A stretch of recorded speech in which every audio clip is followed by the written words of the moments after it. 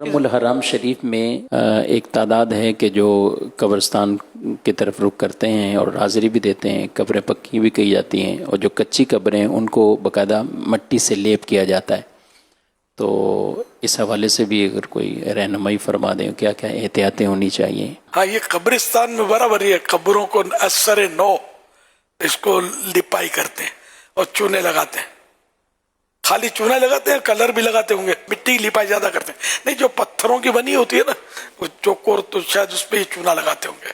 اور ماربل پر پتہ نہیں، شاید دھلائی کرتے ہوں گے اس کی، کچھ تو کرتے ہوں گے.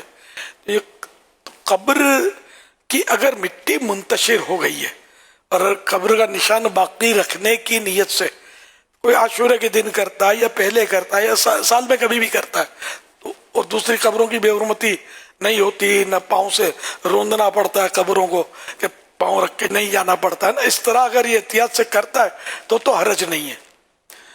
اور اگر بلا وجہ یوں سمجھتے کہ بھئی عاشورے میں کرنا چاہیے اور کوئی ضرورت بھی نہیں ہے اس کی، پھر یہ مٹیاں اور خرچہ اور اس پہ کیا مزدور لگائے، تو یہ سب اسراف میں جائے گا. اسی طرح بغیر ضرورت پانی ڈالتے ہیں، تو اگر نعوذ باللہ یہ کانسیپٹ ہے، تصور ہے کہ اس پانی سے اندر ٹھنڈک ہوگی میت کو، تو یہ غلط کانسیپٹ ہے.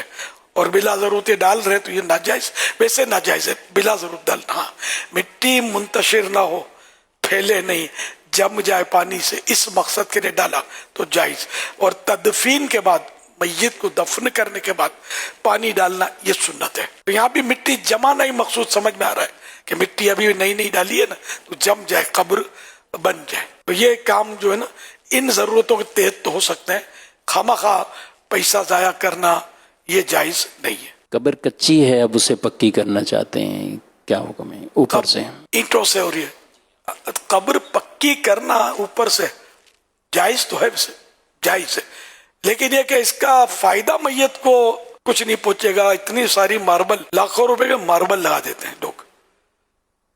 پیسے والے لوگ ہوتے ہیں تو والد فوت ہو گئے، والدہ فوت ہو گئی، تو محبت بہت ہے تو اب اس پہ ماربل چڑھا دیا. ارے اللہ کے نیک بندے، اگر آپ والدہ سے محبت ہے نا تو یہ رقم جو آپ نے ماربل پہ لگائی ہے یہ والدہ کے ایصال ثواب کے لیے کسی سید زادے کو دے دو، کسی غریب سید زادے کو جس کے پاس مالی طور پر کمزور ہو. یقین مانے یہ اگر ہاتھ اٹھا دے گا نا، ان کے نانا جان آپ کا بیڑا پار کر دیں گے، آپ کی نانی کا بھی بیڑا پار ہو جائے گا. یا کسی اور غریب مسکین کو دے دو، یا چلو ایصال ثواب کا کھانا ہی پکا کے غریب و امیر ہو سب کو کھلا دو. کھانا کھلانا ثواب ہی تو ہے نا. ایصال ثواب میں بہرحال یہ رقم خرچ ہو، یہ ماربل اور پتھروں میں نہ خرچ کی جائے. اولیاء کرام کے مزارات، گنبد، یہ الگ چیز ہے. یہ میں عوام کی بات کر رہا ہوں کہ اولیاء کرام کے جو مزارات تعمیر کیے جاتے ہیں تو اگر اس نیت سے تعمیر کیے جاتے ہیں کہ اس میں لوگ آئیں گے، بیٹھیں گے، فیض حاصل کریں گے، قرآن شریف پڑھیں گے، تلاوت کریں گے، جیسے ہمارے ہوتا ہے ایسا تو بنا ہوتا ہے گنبد شریف، اور لوگ آئیں گے تو دلوں میں ایک ہیبت قائم ہوگی کہ یہ کوئی اللہ والے کا مزار ہے.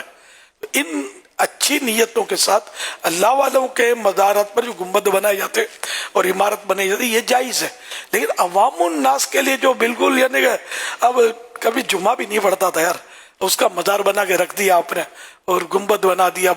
گنبد بھی دیکھے جاتے ہیں، بنا دیتے ہیں چھوٹے چھوٹے گنبد قبرستان میں، یہ عوام کے ہوتے ہیں.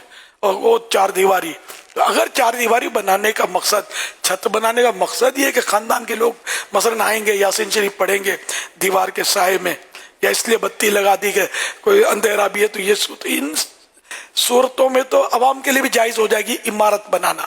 ورنہ پھر یہ کہ اسراف ہے، فضول ہے. تو نیتوں سے بڑے احکام جو ہے نا یہ تبدیل ہوتے ہیں اور احکام مرتب ہوتے ہیں نیتوں پر. انما الاعمال بالنیات، اعمال کا دار و مدار نیتوں پر ہے.